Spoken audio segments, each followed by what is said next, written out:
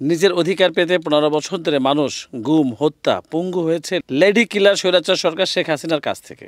আওয়ামী ক্যাডারদের কাছে আছে কালো টাকা, আছে অবৈধ অস্ত্র। তারা এই দিয়ে অরাজকতা করার চেষ্টা করছে। ২৯শে আগস্ট ২০২৪ রোজ বৃহস্পতিবার সকাল ১২টায় নয়াপল্টনস্থ বিএনপির কেন্দ্রীয় কার্যালয়ে সংবাদ সম্মেলন করেন।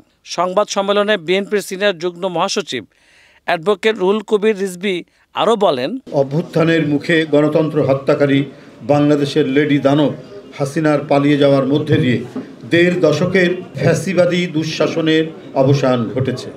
অবৈধ ক্ষমতার হুমকি আর বারুদের মুখোমুখি হয়ে শিশু, কিশোর, শিক্ষার্থী, শ্রমিক ও রাজনৈতিক নেতাকর্মী সহ সহস্রাধিক মানুষের তাজা প্রাণ বিগত ১৬ বছরের কয়েক হাজার মানুষের রক্তের বিনিময়ে অর্জিত হয়েছে আমাদের দ্বিতীয় স্বাধীনতা।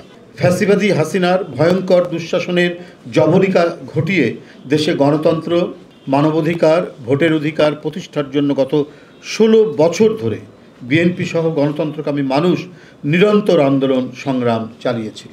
এই আন্দোলন করতে গিয়ে অসংখ্য মানুষ গুম, খুন, জেল জুলুম, মামলা হামলা, উৎপীড়ন, অমানবিক অত্যাচার, বর্বরতার নির্মম শিকার হয়েছেন, অপহৃত হয়েছেন, অনেকে চিরতরে পঙ্গু ও অন্ধ হয়ে গেছে। আন্দোলন সংগ্রামের ধারাবাহিকতায় শেষ পর্যন্ত ছাত্র জনতার ঐতিহাসিক গণ অভ্যুত্থানে গণহত্যাকারী ফ্যাসিস্ট হাসিনা তার ক্ষমতায় থাকার গ্যারান্টি দেশ ভারতে পালিয়েছে। পলাতক হাসিনা ও তার অবিরাম ননসেন্স কথা বলার অপরাজেয় পুত্র সজীব ওয়াজেদ জয় বিদেশে থেকেই এখনও দেশে ষড়যন্ত্র ও বিশৃঙ্খলার উস্কানি দিচ্ছেন। পুলিশ, সিভিল প্রশাসন সহ প্রতিটি সেক্টরে স্তরে স্তরে সাজিয়ে রাখা হয়েছিল ছাত্রলীগ, যুবলীগ, আওয়ামী লীগের ক্যাডারদের দিয়ে। এরা আওয়ামী জাদুর চশমা পরে গোটা দেশকে বাকশালী কর্তৃত্ববাদের কারাগার হিসাবে দেখত এবং জনগণকে বন্দী হিসাবে মনে করে তাদের উপর চালাতো পৈশাচিক বর্বরতা। এই হাসিনা লীগের ফ্যাসিবাদের প্রেতাত্মারা এখনও বহাল এবং বড় ধরনের নাশকতার চক্রান্ত এঁটে যাচ্ছে।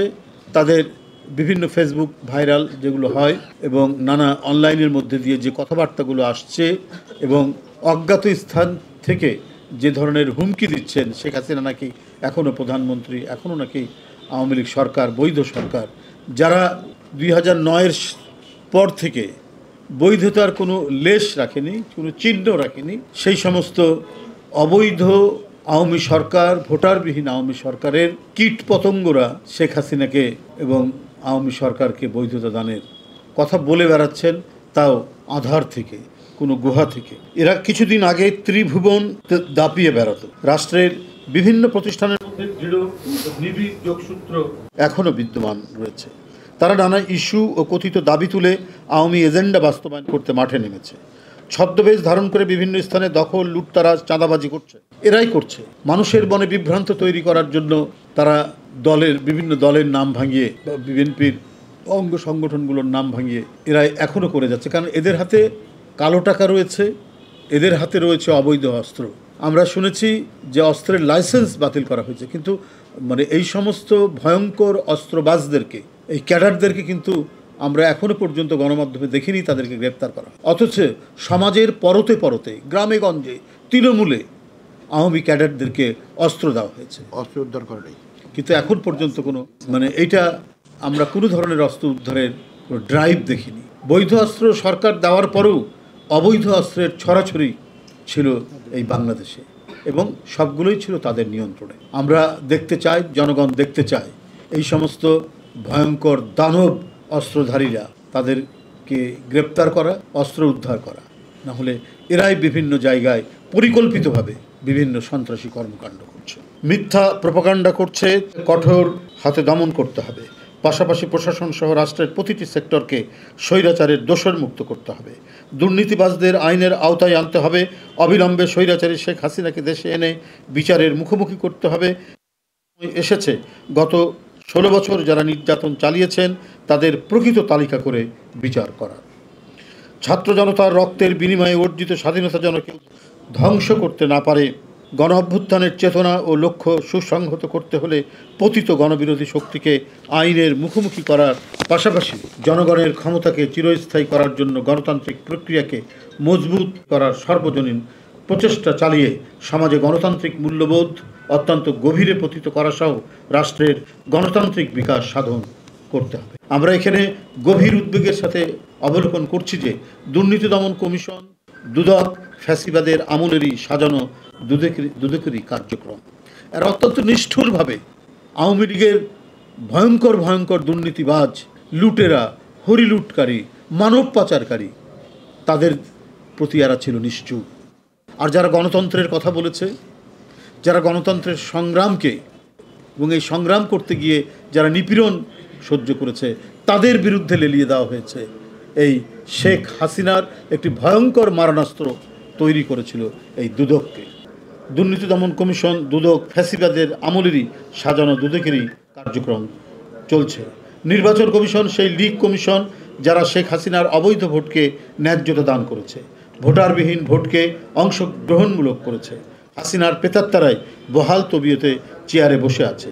এই সমস্ত প্রতিষ্ঠান স্বাধীন সাংবিধানিক প্রতিষ্ঠান হলেও শেখ হাসিনা এগুলোকে কবজায় নিয়ে গণতান্ত্রিক শক্তির বিরুদ্ধে ব্যবহার করেছে। দুদককে দায়িত্বই দেওয়া হয়েছিল বিএনপির চেয়ারপারসনের দেশনেত্রী বেগম খালেদা জিয়া, দেশনায়ক তারেক রহমান, উনার সহধর্মিণী ডাক্তার জোবাইদা রহমান সহ জিয়া পরিবার, বিএনপির নেতৃবৃন্দের বিরুদ্ধে খড়গ চালিয়ে যাওয়ার জন্য। আপনারা জানেন 111 থেকে এই দুদকে বিএনপির উপর নির্দয় নিপীড়ন যন্ত্র হিসাবে সরকারি কৌশলী মোশাররফ হোসেন কাজল ও খুরশিদ আলম খান সহ আইন অঙ্গনের মাফিয়াদের লেলিয়ে দেওয়া হয়েছিল। এদেরকে আদালত পাড়ায় বা আদালত প্রাঙ্গণের মাফিয়া হিসাবেই জানে। 111-এর ধারাবাহিক এক্সটেনশন অবৈধ আওয়ামী লীগ সরকারের গত 16 বছরে শেখ হাসিনার নির্দেশনা মতো বেগম খালেদা জিয়া, তারেক রহমান ও বিএনপি নেতাদের নামে বহু কাল্পনিক মামলা আবিষ্কার করে তারা গণভবনের রায় পাঠ করে সাজা দেওয়া হয়েছে। কাজল এবং খুরশিদরা দেশনেত্রী বেগম খালেদা জিয়াকে ক্যাঙ্গারু আদালতে প্রকাশ্য অপমানজনকভাবে তারা কথা বলতো এবং সাজা দেওয়ার জন্য তারা সেখানে জোর খাটাতো, হুমকি দিত, দেশনায়ক তারেক রহমান সম্পর্কে কটূক্তি করত।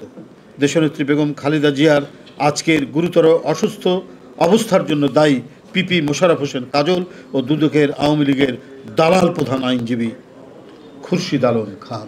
মোশাররফ হোসেন কাজল ছিলেন 1975 সাল থেকে 1981 সাল পর্যন্ত মিরপুর থানা ছাত্রলীগের সাধারণ সম্পাদক।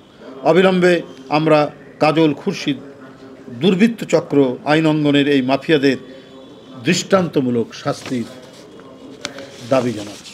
এস কে মামুনের ক্যামেরায় সুমন শেখ, NA আনটিভি, বিএনপির প্রধান কার্যালয়, পল্টন, ঢাকা।